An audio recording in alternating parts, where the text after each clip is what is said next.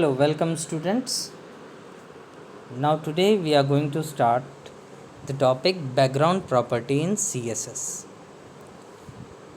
So background property in CSS allows you to control the background of any element. कोई भी element है, कोई paragraph हो, कोई हेडिंग हो, कोई टेबल हो, आप किसी भी एलिमेंट के बैकग्राउंड को कंट्रोल कर सकते हैं with the help of this property. The properties that can be set are background color, background image, background repeat, background position and background attachment. तो ये सारी चीज़ें आप किसी भी एलिमेंट के बैकग्राउंड की प्रॉपर्टी में जाके चेंज कर सकते हैं. आप बैकग्राउंड कलर चेंज कर सकते हैं, उसका इमेज बैकग्राउंड में लगा सकते हैं, बैकग्राउंड के इमेज को रिपीट कर सकते हैं नंबर ऑफ़ टाइम, उसके पोजीशन को चेंज कर सकते हैं, उसमें अटैचमेंट्स लगा सकते हैं. तो we are going to see the use of these properties one by one. अब देखिए यहाँ पे क्या बेनिफिट आपको मिल रहा है CSS का यूज़ करने से. अगर हम केवल HTML का यूज़ करते तो हम बॉडी टैग में बैकग्राउंड एट्रीब्यूट का यूज़ कर सकते हैं, हम टेबल में बैकग्राउंड का यूज़ कर सकते हैं और उससे हम इमेज केवल सेट कर सकते हैं. हम बैकग्राउंड का कलर भी चेंज कर सकते हैं, लेकिन केवल या तो बॉडी का जो पूरे वेब पेज के लिए एप्लीकेबल होगा या किसी टेबल में. बट अगर हम अपने वेब पेज में अलग अलग एलिमेंट्स के बैकग्राउंड में अलग अलग एक्टिविटीज़ परफॉर्म करना चाहते हैं तो we can not do that with the help of only HTML.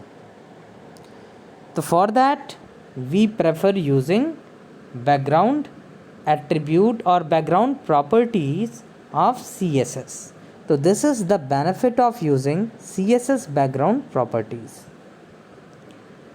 तो पहली चीज़ यहाँ पे है कि बैकग्राउंड कलर. तो this property is used to set a specific colour as the background of element. तो कोई भी एलिमेंट है, पैराग्राफ है, हेडिंग है, रूलर है, किसी में भी अगर आप बैकग्राउंड कलर को चेंज करना चाहते हैं या सेट करना चाहते हैं तो you need to write background dash colour and then value. If you see the syntax which is given background dash color colon value, here value can be color name, hexadecimal value, RGB color code, or you can also write transparent. If you have written transparent तो उस case में उसका background transparent हो जाएगा और उसके window के पीछे कोई भी चीज़ जो ओपन होगी वो वहाँ पे विजिबल होगी. तो please try to use this transparent value too, because इससे क्या होगा कि आपका जो वेब पेज है उसमें उतना एरिया ट्रांसपेरेंट हो जाएगा. जो कैरेक्टर्स हैं वो तो वहाँ दिखेंगे, लेकिन बैकग्राउंड में अगर आपका डेस्कटॉप ओपन है तो वो वहाँ पे दिखेगा. साथ ही साथ आप RGB कलर कोड दे सकते हैं या हेक्साडेसिमल वैल्यू दे सकते हैं. I have explained the RGB color code and hexadecimal value in my previous lectures. Now if you see the example P background color lime, तो इस केस में जो भी पैराग्राफ होंगे आपके उसका बैकग्राउंड कलर लाइम हो जाएगा. At the same time if you write for a single paragraph tag P style, ये inline definition है आपके स्टाइल का. P style is equals to quote background dash color RGB 220, 20 and 60. तो at that time you will get a background color associated with this paragraph only. तो this is how you can change the background of an element. Now next thing is background image. तो this property sets a specific image as the background image for the body element. By default, a background image is placed at the top corner of element and then it is repeated in both the direction, that is vertically and horizontally, to fill up the whole space of the web page. लेकिन ऐसा केवल तब होता है जब हमारी image की जो साइज़ है, जो इमेज हम यूज़ कर रहे हैं उसकी साइज़ छोटी है। तो उस केस में क्या होता है, टाइल व्यू के फॉर्म में हमारी जो इमेज है वो रिपीट होके हमारे पूरे वेब पेज को फिल कर लेती है। इसको यूज़ करने के लिए हम लिखेंगे background dash image is equals to colon value, where value will be URL that is path of the image file. अब यहाँ पे भी जो पाथ है वो रिलेटिव पाथ भी हो सकता है या एब्सोल्यूट पाथ भी हो सकता है। ये मैं कई बार एक्सप्लेन कर चुका हूँ। एब्सोल्यूट पाथ में जो पाथ है वो सिस्टम के रूट से स्टार्ट होगा, लाइक जिस मतलब डिवाइस डायरेक्टरी में वो एग्जिस्ट कर रहा है उसका कंप्लीट पाथ आएगा, जैसे C:// एंड सो ऑन, ठीक है। और रिलेटिव पाथ में आप केवल फाइल का नाम पास कर देते हैं। For example if we write P background image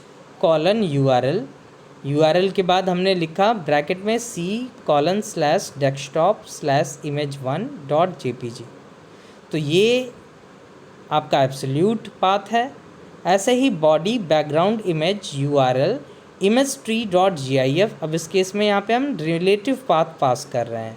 तो this way you can have an image attached in the background of either body tag or with paragraph or with any element of HTML. So I think it is clear to you all. Please execute it practically. Try to include background image into your web page. Now the next thing is background repeat. तो यहाँ पे हम चलते हैं background repeat. इससे पहले अगर आप यहाँ पे एग्ज़ाम्पल में देख लें कि अगर मान लीजिए आपके बैकग्राउंड में इस तरीके से ये आ रहा है, तो बैकग्राउंड पहला जो है वो है example background image set as the body background. अगर आप बॉडी के बैकग्राउंड में सेट करेंगे तो जो हमारी वेब पेज की स्क्रीन होगी पूरी की पूरी स्क्रीन आपकी इस बैकग्राउंड इमेज से फिल हो जाएगी। लेकिन अगर आप किसी पैराग्राफ के साथ केवल बैकग्राउंड इमेज को यूज़ करेंगे, जैसे आप यहाँ देख सकते हैं background image set as paragraph background, तो उस केस में जो इमेज है वो केवल उस पैराग्राफ के बैकग्राउंड में आएगा, पूरे वेब पेज के बैकग्राउंड में नहीं आएगा। तो प्लीज़ इसको भी ध्यान में लेके चलिएगा। अब यहाँ लेट अस नो मोर में दिया है we can also set more than one image as the background for an element. To specify the image separate the URL with a comma. तो ये एक नई बेनिफिट आपको मिल गई कि अगर आप एक से अधिक इमेज भी बैकग्राउंड में रखना चाहते हैं तो आप रख सकते हैं। बस उसके लिए आपको करना क्या होगा, जो इमेज के पाथ हैं उनको आपको कॉमा सेपरेट करना होगा। ये चीज़ आप सिंपल HTML में नहीं कर सकते थे। Example body style is equals to background dash image URL smiley.jpg URL image.jpg। तो in both of the cases in this case both of the image will be included in your background. Now image repeat की अगर हम बात करें, background image repeat की अगर हम बात करें, तो by default a background image is repeated both horizontally and vertically to fill up the whole space of the element. However, we cannot control this behavior by using the background repeat property by specifying one of the four given value. तो by default अगर मान लो image की size छोटी है तो background में वो horizontally और वर्टिकली रिपीट होता है, मतलब वही इमेज बार बार आपके स्क्रीन पे बैकग्राउंड में दिखेगा। लेकिन अगर आप चाहें तो इस चीज़ को आप कंट्रोल कर सकते हैं with the help of these four properties which we are going to discuss here. तो यहाँ आप देखें इसका सिंटैक्स होता है background repeat colon value. Here value is equals to no repeat, repeat x, repeat y and repeat. तो if we talk about no repeat, तो अगर हमने बैकग्राउंड रिपीट में हमने डाल दिया नो रिपीट, तो उस केस में जो इमेज है वो रिपीट नहीं होगा। That means the image will be displayed only once. If we have written repeat x, so at that time the image will be repeated horizontally, that means along with the x axis. If we have written repeat y, तो image will be repeated vertically, that means along y axis, and if we have written repeat, तो ये default value होती है। अगर आपने केवल repeat लिखा या नहीं भी यूज़ किया तो जो इमेज है वो हॉरिजेंटली और वर्टिकली मतलब एक्स और वाई दोनों एक्सिस के विद रिस्पेक्ट रिपीट होगी। तो this is the use of these 4 attributes, 4 values कि we can write repeat, no repeat, repeat x, repeat y or repeat. For example, p background image URL c desktop image 1.jpg background repeat x. ऐसे ही दूसरे example में body style background image URL c desktop s flower.jpg background repeat no repeat. अब अगर आप इसको देखें यहाँ पे तो यहाँ पे पहला जो एग्ज़ाम्पल दिया है एक फ्लावर आ रहा है या नॉन रिपीटेड इमेज है, मतलब यहाँ पे क्या किया गया होगा, बैकग्राउंड रिपीट में नो रिपीट किया गया होगा। दूसरे केस में आप देखें तो यहाँ पे वर्टिकली रिपीट हुआ है, तो इसका मतलब यहाँ पे जो वैल्यू यूज़ की गई होगी वो रिपीट वाई होगी। और यहाँ पे ये डिफ़ॉल्ट पैटर्न है, ये या तो बिना यूज़, अगर आप ना यूज़ करें बैकग्राउंड रिपीट को तो उस केस में भी यही चीज़ आएगी, या बैकग्राउंड रिपीट में आपने रिपीट लिखा हुआ है तो भी ये तीसरा आउटपुट ही आपको मिलेगा। Now next thing is using background short hand property. तो जैसा कि आप लोगों ने फॉन्ट मैनेज करने के केस में देखा था कि हम शॉर्ट हैंड प्रॉपर्टी यूज़ कर सकते हैं, वैसे ही यहाँ पे भी हम बैकग्राउंड के साथ भी ये सेम वर्किंग कर सकते हैं। So this property is used as shorthand method to set all the background property in one single declaration. For that we need to write background, then color, background image, background repeat. यही order होता है, पहले हमें colour define करना होगा, फिर background image define करना होगा उसका URL, और फिर background repeat. For example body में लिखा body background colon hash 00FF00, तो ये ग्रीन कलर का होगा। URL image3.jpg, तो उसके बैकग्राउंड में ये इमेज आ जाएगी। बच्चों एक बार फिर याद रखना कि अगर हम बैकग्राउंड कलर भी सेट कर रहे हैं और इमेज भी लगा रहे हैं तो उस केस में क्या होगा कि केवल इमेज ही हमारी विजिबल होगी, क्योंकि जो बैकग्राउंड कलर है इमेज उसे ढक लेगा। और फिर रिपीट में किया है नो रिपीट। ऐसे ही body style is equals to background 00FF00 image 3 no repeat. तो इन दोनों में डिफरेंस यही है कि ये पहला वाला इंटरनल स्टाइल है और दूसरा इनलाइन है। एग्जाम्पल वाइज अगर आप यहाँ पे देखें तो एक प्रोग्राम बना हुआ है। इस प्रोग्राम में आप देखें तो पहले स्टाइल टैग का यूज़ करके डिफ़ाइन किया गया है पैराग्राफ में p text align centre colour navy. तो जो पैराग्राफ है उसमें जो कलर है वो नेवी कलर हो जाएगा और अलाइनमेंट इसका सेंटर हो जाएगा। बॉडी में यूज़ किया गया body style is equals to background image URL guinea-3jpg background colour FF9966 background repeat no repeat. तो इस केस में आप देखेंगे कि जो इमेज होगी वो आपके बैकग्राउंड में आ जाएगी और ये रिपीट नहीं होगी। तो आप देख सकते हैं इसके आउटपुट में। ऐसे ही पैराग्राफ के साथ फॉन्ट फैमिली और फॉन्ट स्टाइल्स ये सारी चीज़ें भी यूज़ की गई हैं। तो please try to do this in your mobile phone और laptop and send the pics to my personal WhatsApp number. Next topic की तरफ बढ़ते हैं। Next topic is margin. तो जैसा आप लोगों ने देखा होगा कि MS वर्ड में भी आपने मार्जिन यूज़ किया है, तो वैसे ही कुछ मार्जिन आप वेब पेज में भी यूज़ कर सकते हैं। कि वेब पे मार्जिन पहले देखो होता क्या है। Margin is the space between the edges of the printing window और displaying window and your actual text. तो देखो 4 विंडो होती है हमारी, टॉप विंडो की 4 एजेस होती हैं हमारी, टॉप बॉटम लेफ़्ट और राइट।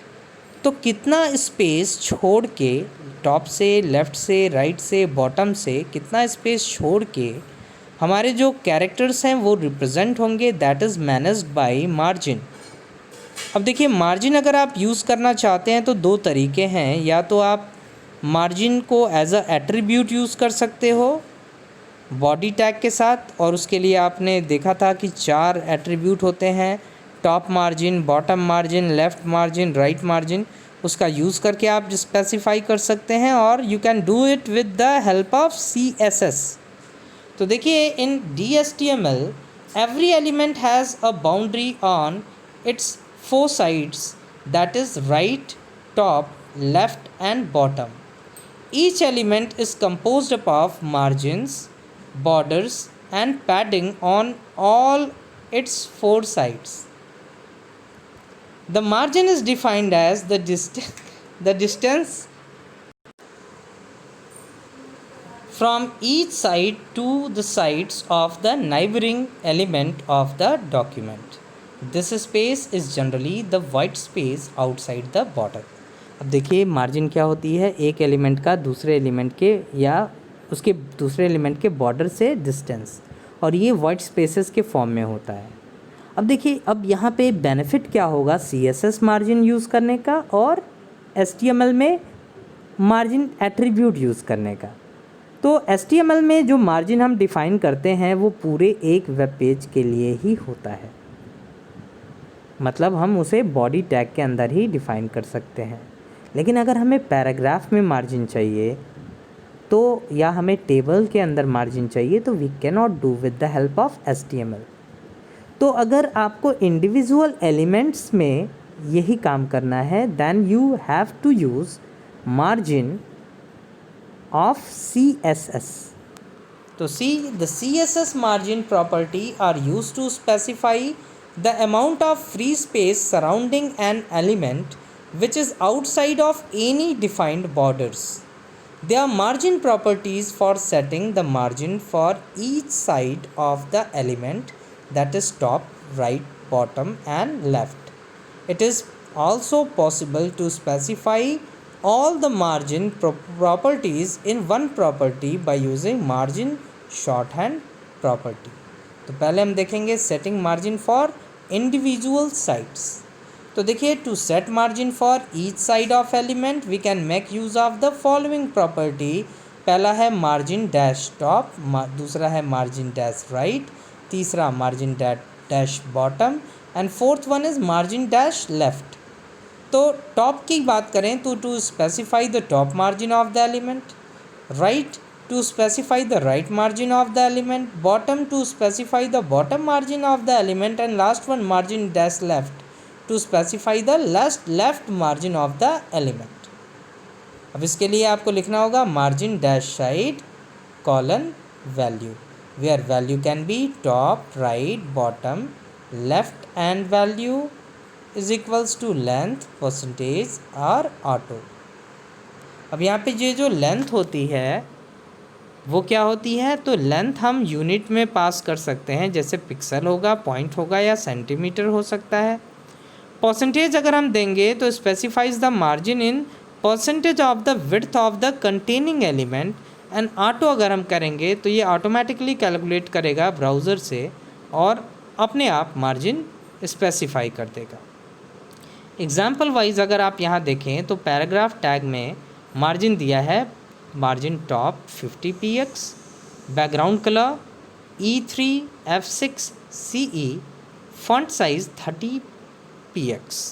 तो आप यहाँ पे देख सकते हैं कि जो पैराग्राफ्स हमारे हैं उनके बीच में 50 px का मार्जिन आ रहा है, मतलब दो पैराग्राफ के बीच में आप स्पेसेस को ऑब्ज़र्व कर सकते हैं कि 50 पिक्सल्स का स्पेस है। ये जो योर एटीट्यूड वाला पैराग्राफ है और दूसरा द पॉजिटिव एटीट्यूड वाला पैराग्राफ है, इन दोनों के बीच में। फिर likewise we can specify the margin for all the 4 sides as shown in the example below.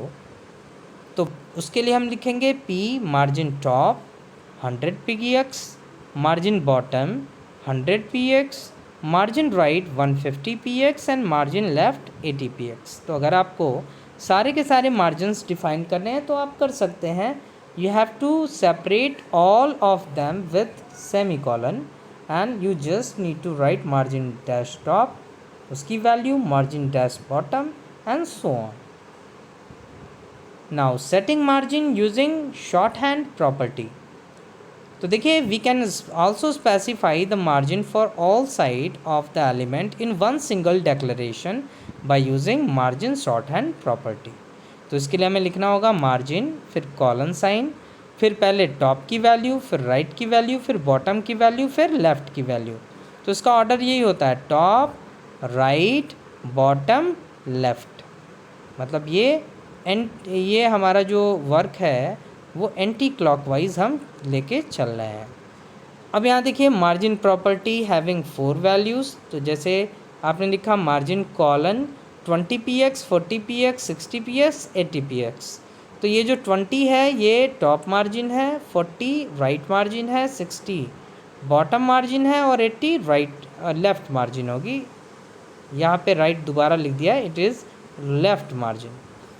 फिर मार्जिन प्रॉपर्टी हैविंग 3 वैल्यू. अगर आपने लिखा मार्जिन 20px, 15px, 10px तो 20 टॉप मार्जिन होगी, लेफ़्ट एंड राइट दोनों हो जाएगी 15 और बॉटम हो जाएगी 10. तो ये भी याद रखना है, अगर 3 वैल्यू हम देते हैं तो जो मिडिल वाली वैल्यू होती है वो लेफ़्ट और राइट दोनों की वैल्यू हो जाती है. अगर हम केवल 2 वैल्यू दें that is margin property having 2 values. So at that time for example margin 20px, 10px तो specify top and bottom margin as 10 pixels and left and right margin is now 10. Top and bottom is 20 pixels and right and left is 10 pixels.